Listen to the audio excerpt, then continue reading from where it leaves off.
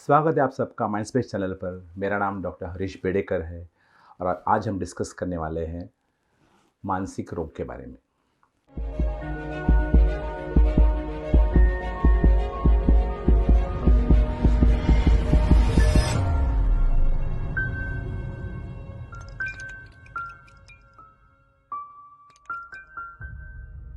क्या दिमाग खराब हुआ है, स्किज़ोफ्रेनिया हुआ है या बहकी-बहकी बातें करता है कोई और अनाप-शनाप बोल रहा है, क्या ऐसे ही लोग जाते हैं साइकियाट्रिस्ट के पास? इनफैक्ट सालों से देखा जा रहा है कि साइकियाट्री बोला या मानस रोग बोला तो उसके ऊपर एक बड़ा कलंक लगा हुआ है। पहले ज़माने में जो पागलपन था, उसकी ख़ास दवाई हमारे पास नहीं थी, तभी हम लोगों को एस्लम में रखा करते थे। जैसा कोई पागल खाने बोलो या कोई कोई ऐसी जगह जहाँ पर सब पागलों को रखा जाता है।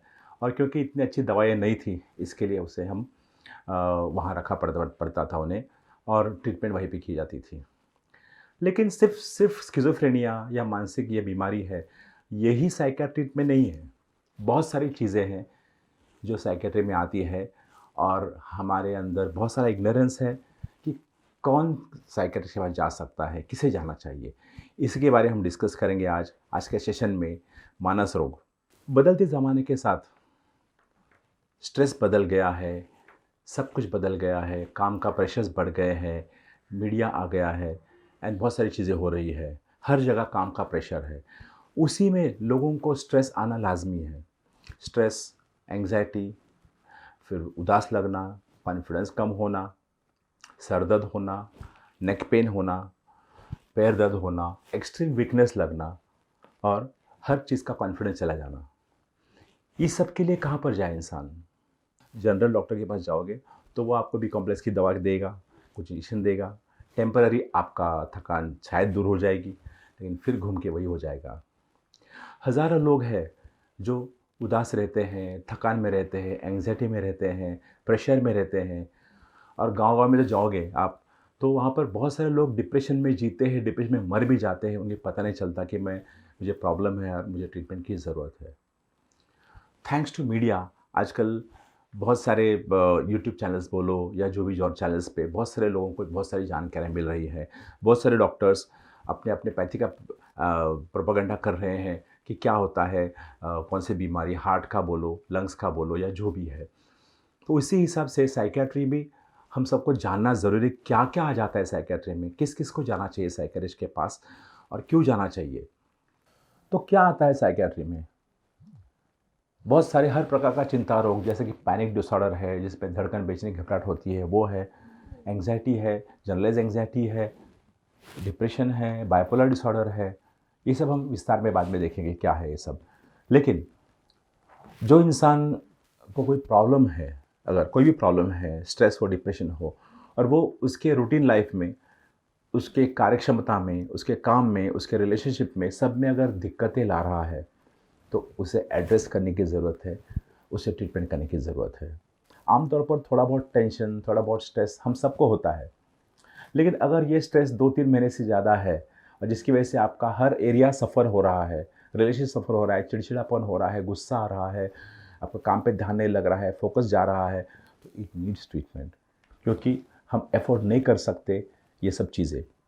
तो ऐसे लोगों को साइकियाट्री में जाना चाहिए। 10% लोग, सिर्फ साइकियाट्री में 10% लोग हैं जिनको सचमुच स्किज़ोफ्रेनिया जैसी बीमारी रहती है, वो आते हैं। बाकी 90% लोगों को हेडेक से लेके, बॉडी पेन से लेके, स्ट्रेस, एंग्जायटी, स्ट्रेस, डिप्रेशन, ये सब चीज़ें होती है। तो ऐसा कोई स्टिग्मा नहीं होना चाहिए साइकियाट्री पे, क्योंकि बहुत सारी मीडिया हाउसेस में दिखाया गया है, पिक्चरों में दिखाया गया है, शॉक ट्रीटमेंट देते हैं, ये करते हैं, वो करते हैं, दवाइयाँ ज़िंदगी भर लेनी पड़ती है, उसका वज़न बढ़ता है, वगैरह-वगैरह हज़ारों चीज़ें रहती है। लेकिन अभी वो ज़माना गया है और अभी ऐसी नया-नया दवा आई है जिससे आपका फ़ोकस, कंसंट्रेशन इतना अच्छा हो सकता है और आपका प्रोडक्टिविटी एकदम पीक पे रह सकती है ट्रीटमेंट लेने पर। इसलिए हमें हिचकिचाना नहीं चाहिए साइकियाट्रिस्ट के पास जाने के लिए। मुझे याद है कई साल पहले मेरे पास एक पेशेंट आया था जिसको सीवियर नेक पेन था, बॉडी पेन था, सीवियर धड़कन, बेचैनी, घबराहट हो रही थी, पैर में फ्रैक्चर था और वो एकदम बहुत बुरे हाल में आया था, एकदम मरियल जैसा हो गया था ऐसा। उसे हम लोग ने एडमिट किया और मुझे दिखाया गया, हॉस्पिटल में थे हम लोग तभी। तो उसे जो तकलीफ़ थी, रिकरेंट घबराहट, बेचैनी, धड़कन, ऐसा लगता है जानलेवा लग रहा था उसे। तो उसे हमारे साइकियाट्री के हिसाब से उनको पैनिक डिसऑर्डर था।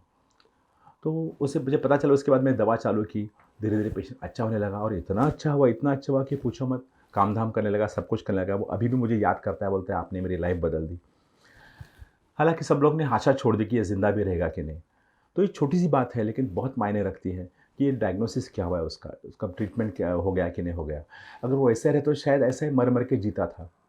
दूसरी एक लड़की थी जो 17 साल की थी और पहली बार उसे मानसिक बीमारी हो गई थी। अनफॉर्च्युनेटली हुआ था, उनको डर लगता था, घबराहट होती थी, कानों में आवाज़ें आती थी, सस्पिशियस हो गई थी, लोग मेरे बारे में गलत-गलत बता रहे हैं या मेरे बारे में नेगेटिव डिस्कस कर रहे हैं वगैरह होने लगा।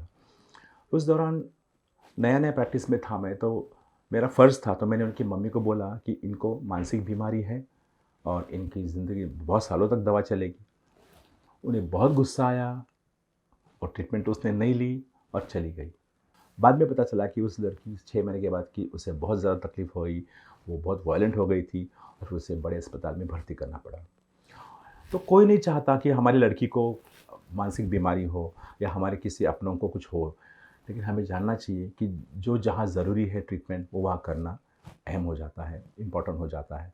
हमारे पेरेंट्स का बोलो या रिश्तेदारों का फ़र्ज़ बनता है और उसे ट्रीटमेंट की ज़रूरत पड़ती है। तो अब तक मानस रोग विशेषज्ञ जो है उनकी पहचान मतलब पागलों का डॉक्टर है। जब मैं डॉक्टर बना तभी भी बहुत सारे हमारे रिश्तेदारों ने कहा, और कोई ब्रांच आपको मिली नहीं क्या? आप यही यही फ़ील्ड में क्यों गए? ये भी कोई फ़ील्ड है? ऐसा कहा था। आज ऐसा वक़्त है कि वो हमारे जो पहचान वाले हैं, जो हमारे रिश्तेदार, सब लोग मेरे पास आके कुछ न कुछ हिसाब से ट्रीटमेंट लेके चले गए हैं। अभी बहुत सारी बीमारियाँ जैसे कि ऑब्सेसिव कंपल्सिव डिसऑर्डर है, ओसीडी है, फिर पैनिक डिसऑर्डर्स है, फिर बाइपोलर डिसऑर्डर्स है, फिर एडजस्टमेंट डिसऑर्डर्स है और बहुत सारी बीमारियाँ हैं साइकियाट्री में। लेकिन याद किससे रखा जाता है? पागलपन को। अगर कोई पेशेंट आता है मेरे पास, एक ऑर्थोपेडिक पेशेंट डॉक्टर ने मेरे पास रेफ़र किया कि इसको बहुत बैक पेन था, तो उसको लगा कि इसको डिप्रेशन है। तो वो मेरे पास आया और ट्रीटमेंट देके मैं भेज दिया। तो डॉक्टर के ऑफिस चला गया और बोला, क्या डॉक्टर साहब आपने मुझे पागल के डॉक्टर के पास भेजा, क्या मैं पागल हूँ क्या?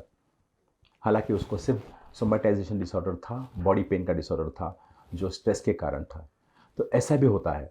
तो इस हिसाब से हम देखेंगे तो हमारे समाज में साइकियाट्री के प्रति जो स्टिग्मा है, उसे हमें पोंछ देना चाहिए। और जैसे अमेरिका में अगर कोई लड़का पत्थर मारता है किसी के घर पे, तो तुरंत उसके पास साइकियाट्रिस्ट के पास लिया जाता है। हाँ, वहाँ पर हर घर में हर एक का साइकियाट्रिस्ट होता है और काउंसलिंग ये वो सब चालू रहता है उधर। हमारे यहाँ पर उसे स्टिग्मा माना जाता है। यहाँ तक कि अगर साइकियाट्रिक के पास अगर कोई लड़की भी जाती है कुछ डिप्रेशन के ट्रीटमेंट करने, तो उनके शादी उनके इन-लॉज़ है, होने वाले इन-लॉज़, वो डाउट करेंगे कि इसको कहीं पागल तो नहीं है, इसको ये तो नहीं है, वो तो नहीं है। आप किसी अच्छे डॉक्टर की राय लो, 10 लोगों की राय लेंगे, उसके बाद सोचेंगे क्या करना है। तो ये सब इग्नोरेंस की वजह से है। But thanks to media now हम जानते हैं आजकल कि ये बीमारियाँ आम हैं और समाज में 1% लोगों को स्किज़ोफ्रेनिया होता है, 100 में 1 को है, आप जानते हैं। बाकी बीमारियाँ 5-7% हो सकती है, लेकिन स्किज़ोफ्रेनिया 1% है और फिर अगर 100 में 1 जन है, तो किसी का भी नंबर उसमें आ सकता है। इनिशियली सिम्पटम्स लेस रह सकते हैं, लेकिन इवेंचुअली वो बढ़कर ज़्यादा हो सकते हैं। फिर आपका मैरिड लाइफ ख़राब हो सकता है, आपका शादी टूट सकता है, कुछ भी हो सकता है। उसका इलाज करना ज़रूरी है। अभी पहले ज़माने ऐसा नहीं रहा।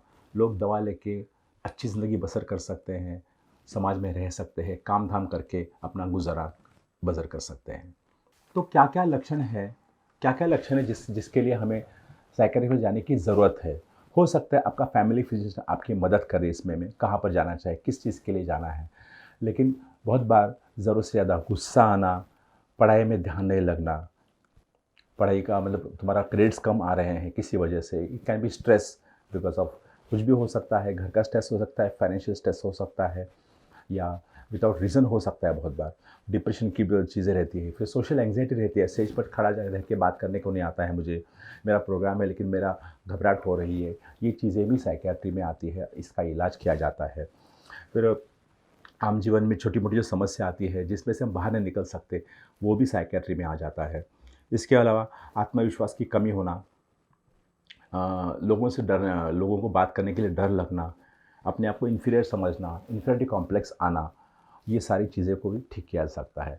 आपके व्यक्तिमत्व का विकास भी साइकियाट्रिस्ट ही कर सकता है, काउंसलर भी कर सकता है, लेकिन सही सही मायने में स्ट्रेस लेना, स्ट्रेस की वजह वो सब जानना साइकियाट्रिस्ट अच्छी तरह से जानता है, आपके व्यक्तिमत्व को और निखार दे सकता है। इसके अलावा आत्मग्लानि होना, गिल्टी फील लगना, कोई चीज़ किया उसके बारे में गिल्ट लगना बोलो, या आपका खुद का आइडेंटिटी चला जाना, जैसे रिटायरमेंट के बाद हम कुछ नहीं हैं, बच्चे बोल रहे हैं कि बेटा पापा आप बैठो, हम लोग अभी करते हैं, आप कुछ मत कीजिए, हम लोग आप आराम कीजिए, आपने बहुत किया है। लेकिन जिसने ज़िंदगी भर काम किया है वो इंसान अचानक घर में बैठता है तो उसको डिप्रेशन आ जाता है। बहुत सारे लोग रिटायरमेंट के बाद सोचते हैं मैं अच्छी ज़िंदगी गुजारूँगा, लेकिन क्योंकि कुछ काम नहीं होता उनके हाथ में, इसलिए वो धीरे-धीरे डिप्रेशन की तरफ चले जाते हैं, बीमारियाँ जकड़ लेती हैं उनको और ग्रेजुअली वो मरने लगते हैं। तो रिटायरमेंट प्लान करना चाहिए। इसके बाद क्या कर सकते हैं, क्योंकि हम ज़िंदगी भर काम करते हैं, तो बैठ के नहीं अच्छा लगेगा, महीना 2 महीना आपके अच्छे जाएँगे, उसके बाद आपको अच्छा नहीं लगेगा। इसके लिए पोस्ट रिटायरमेंट भी आपको कुछ ना कुछ तो करना चाहिए। जब तक जान में जान है तब तक कुछ ना कुछ करते रहना चाहिए। उसके आपकी खुद की आइडेंटिटी, खुद का अस्तित्व बना रहता है और आप इंडिपेंडेंट भी रहते हैं और शान से जी सकते हैं। तो ये सब चीज़ें साइकियाट्रिस्ट के पास आते हैं। इसके अलावा किसी का इंतकाल हुआ, घर में कोई मर गया, उसके बाद जो रिलेटिव्स के ऊपर जो आता है स्ट्रेस, वो प्रेशर, बेरीमेंट हम जिसे बोलते हैं, वो कभी-कभी जाता नहीं जल्दी, उसमें से बाहर निकलना मुश्किल हो जाता है। उसमें भी साइकियाट्रिस्ट की ज़रूरत पड़ती है, उसमें भी उसे ट्रीटमेंट की ज़रूरत पड़ती है। फिर बच्चा होने के बाद भी बहुत सारी औरतों को डिप्रेशन आता है, जिसको पोस्टपार्टम ब्लूज़ बोलते हैं या पोस्टपार्टम डिप्रेशन बोलते हैं। उस समय फिर वो बच्चे को ध्यान नहीं देना, बच्चे पे प्रति गुस्सा आना और हार्मोन्स के कारण उनका जो मानसिकता जो इधर-उधर हो जाती है, उसके लिए भी ट्रीटमेंट की ज़रूरत पड़ती है और वो भी ट्रीटमेंट की जा सकती है साइकियाट्रिस्ट के ज़रिए। कि साइकियाट्री अभी आम हो गया है, मानस रोग आम हो गया है और ज़रूरी नहीं कि उसमें सिर्फ पागलपन ही हो। बहुत सारी चीज़ें, बहुत सारी बीमारी, in fact from cradle to the grave, जैसे बच्चे कपड़े में सुसु करते हैं, वहाँ से लेके पोस्ट कैंसर कुछ हो गया, कैंसर होने के बाद डिप्रेशन आया है, या हार्ट अटैक के बाद लोगों को एंग्जायटी आ जाती है बहुत सारी। हार्ट तो अच्छा है लेकिन फिर भी धड़कन घबराहट होती रहती है, ऐसे बोलो, या फिर मरते-मरते विल बनाना है उससे, कुछ कहना है, वही सब चीज़ें साइकियाट्री में आ सकती है। और इसके लिए हमें हमारा साइकियाट्री की तरफ का देखने का अंदाज़ बदलना चाहिए। हमें ओपनली उसे स्वीकार करना चाहिए और जहाँ ज़रूरत पड़े वहाँ पर उसकी हेल्प लेनी चाहिए। तो आप चाहते हैं कि अगर हम और कोई टॉपिक जो आपको अच्छा लगे उसके बारे में हम बात करें, तो हमें कमेंट करके कृपया बता दीजिए।